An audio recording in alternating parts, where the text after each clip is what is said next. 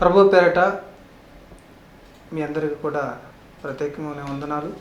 ప్రభు Christian channel వీక్షిస్తున్న ప్రియ సహోదరులందరూ కూడా ప్రత్యేకమైన వందనాలు తెలియజేస్తూ ఉన్నాం. మీ ముందుకు రావడానికి ప్రభు కృపను బట్టి మరొకసారి మీ ముందుకు మేము దేవుని సందేశాన్ని చెప్పడానికి వచ్చాం. ఈరోజు మనం చెప్పుకునే వాక్య భాగం ఏమిటంటే దేవుని యందు భయభక్తులు కలిగి ఉండడం, దేవుని యందు భయభక్తులు కలిగి జీవించడం. అంటే ఈ లోకంలో చాలామంది చాలా రకాల విషయాలకు భయపడుతూ ఉంటారు, అనేకమైన అశుభవార్తలకి భయపడుతూ ఉంటారు. అయితే నేను చెప్పే విషయం, దేవుని వాక్యం ఏంటంటే దేవుని యందు భయము భక్తి కలిగి ఉండడం.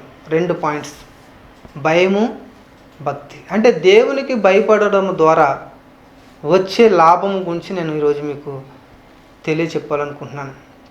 చూడండి, మనం దేవుని వాక్యాలు మనం చదివితే ఆ కీర్తన గ్రంథం లేఖన భాగాన్ని మనం చదివినట్లయితే 34వ కీర్తన 7వ వచనాన్ని నేను చదువుతున్నాను. జాగ్రత్తగా మీరు వినవలసిందిగా ప్రభు పేరిట నేను తెలియజేస్తాను. చూడండి, యెహోవా యందు భయభక్తులు గలవారి చుట్టూ ఆయన దూత కావలి ఉండి వారిని రక్షించాను. దేవునికి స్తోత్రం చెప్తారు అందరు కూడా. ఎందుకంటే దేవుని యందు భయభక్తులు కలిగి ఉండడం ద్వారా మనకు వచ్చే లాభం ఏంటో తెలుసా? దేవుని దూత మనల్ని కాపాడుతుంది. అంటే కాపాడడమే కాదు, నాకు చూడండి, ఆయన దూత కావలి ఉంటుందంట. ఏముంటుందంట? ఆయన దూత కావాలి. అంటే దేవుని యందు భయభక్తులు గలవారి చుట్టూ, అంటే దేవుని నమ్మలేని వారి చుట్టూ కాదు నేను చెప్పేది. లేకపోతే దేవుడు అంటే అవిశ్వాసం ఉన్న వ్యక్తుల గురించి కాదు నేను చెప్పేది. దేవుని యందు భయభక్తులు కలిగి ఉండడం ద్వారా వారికి ఏముందంట? ఆయన దూత కావలిగా ఉండి వారిని రక్షిస్తూ ఉందంట. దేవుని దూతలు ఉన్నాయి. మనం లేఖన భాగంలో చదివితే దేవుని దగ్గర చాలా కోట్లాది దేవదూతలు మన కొరకు ఆయన పరిచర్య చేయడం కంట, మానవులకు, ఆయన నమ్మిన ప్రజలకు పరిచర్య చేయడానికి అంట ఆయన దేవదూతలంట మన కొరకు నియమించాడంట.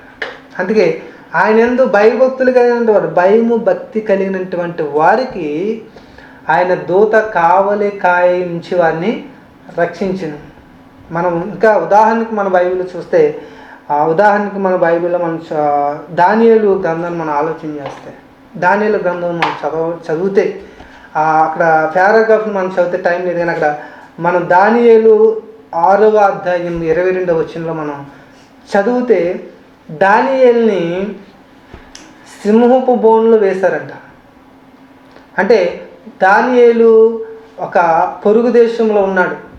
దానియేలు బబులోను దేశంలో ఉన్నాడు. దానియేలు దేవుని నమ్మినటువంటి వ్యక్తి. దానియేలు దేవుని యందు విశ్వసించినటువంటి వ్యక్తి. దానియేలు ముమ్మారు కూడా దేవుని చేసినటువంటి వ్యక్తి.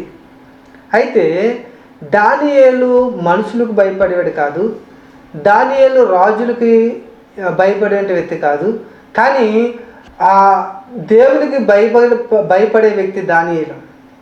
ఎప్పుడైతే దానియేలు అసత్యాన్ని స్వీకరించలేదో, లేకపోతే ఆ దేశంలో నుండి రాజుల మాట లెక్కలు చేయలేదని చెప్పి, రాజుగారికి వ్యతిరేకంగా జీవించాడని చెప్పి అతన్ని సింహపు బోన్లో వేయడం జరిగింది. ఎందుకు ఈ మాటలు చెప్తున్నానంటే, అక్కడ దానియేలు దేవుని యందు భయభక్తులు కలిగినటువంటి వ్యక్తి, ప్రార్థన చేసినటువంటి వ్యక్తి. అతను తప్పుడు నేరం చేత అతన్ని ఆ సింహపు బోన్లో వేసినట్టుగా మనం చూస్తున్నాం బైబిల్ గ్రంథంలో. అయితే దానియేలుని సింహం బోన్లో వేశారు.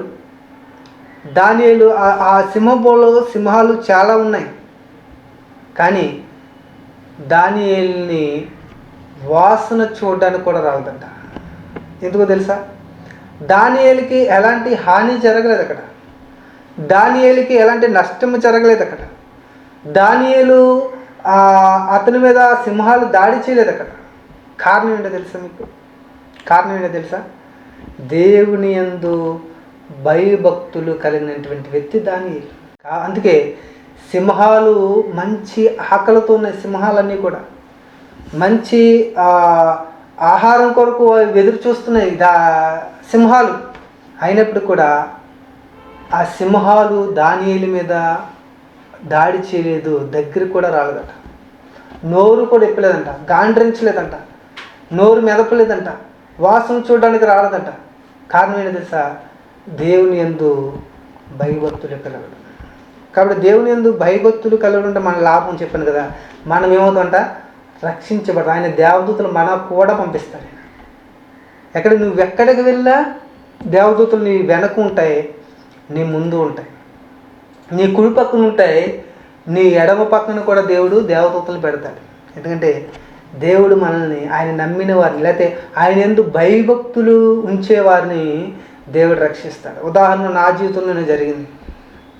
నేను ఒక పాస్టర్ గారు అమ్మాయి వివాహానికి నేను వెళ్తూ ఉండగా